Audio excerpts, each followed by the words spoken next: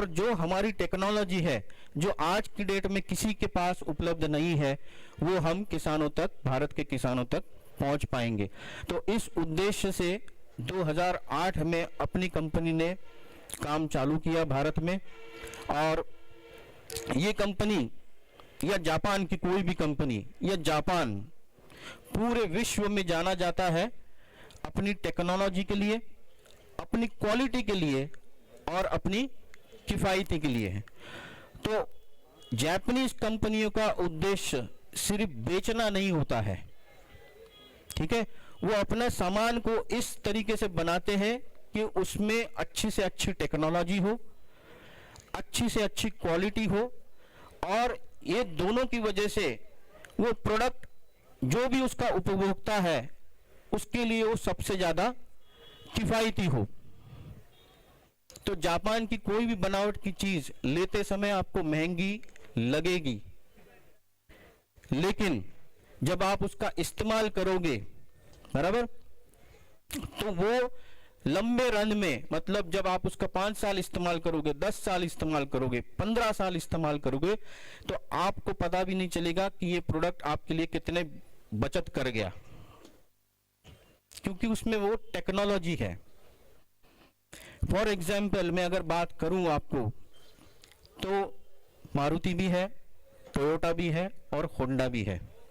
ये तीनों गाड़ियां, अब मारुति देखो, मारुति एक ऐसी कंपनी है जिन्होंने अपने भारत को एवरेज कस्टमर का आकलन करके उस हिसाब से गाड़ियां बनाई हैं। तो आल्टो हो गई, ठीक है, मारुति 800 आती थी पहले, स्विफ्ट है, ये ऐसी गाड़ियां हैं जो एक मध्यम वर्ग के लोगों के लिए बनाई गई है। लेकिन होंडा और टोयोटा ये ऐसी गाड़ियां हैं कि इसमें टेक्नोलॉजी है, क्वालिटी है, और लंबे समय तक, यदि अपने आप जितने भी लोग लंबा सफर करते हैं, है ना, राजकारणी लोग खास करके, क्योंकि उनको एक प्रदेश से दूसरे प्रदेश या यहाँ से वहां जाना पड़ता है, तो इससे आरामदायक गाड़ी कोई भी नहीं है।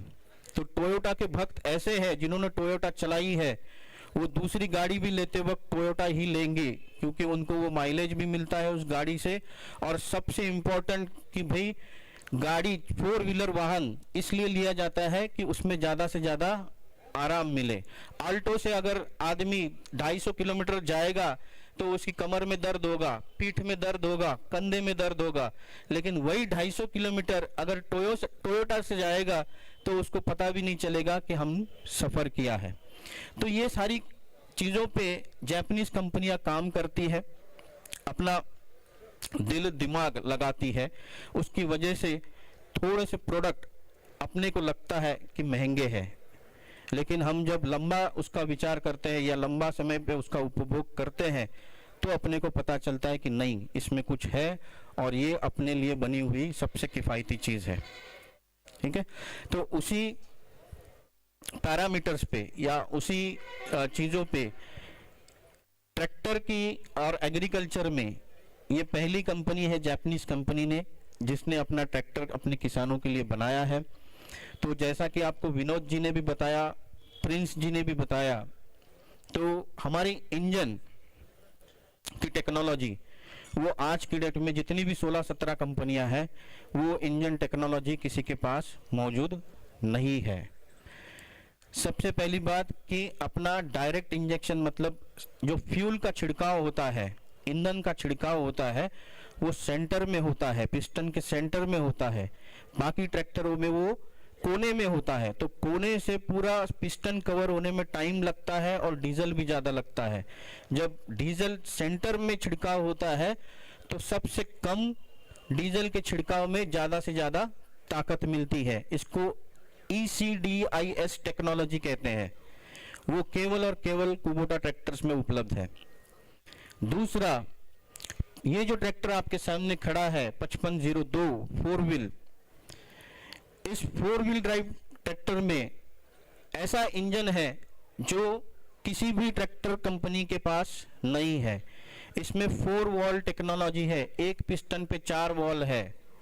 तो ये वॉल का काम ये रहता है, इनलेट और एग्जॉस्ट वॉल होता है, तो इनलेट वॉल से हवा अंदर आती है और एग्जॉस्ट वॉल से जब ईंधन जलता है तो वो काले धुएं के मार्फत या धुएं के मार्फत बाहर जाती है। अपने ट्रैक्टर में ऐसी टेक्नोलॉजी है कि जिसमें एक पिस्टन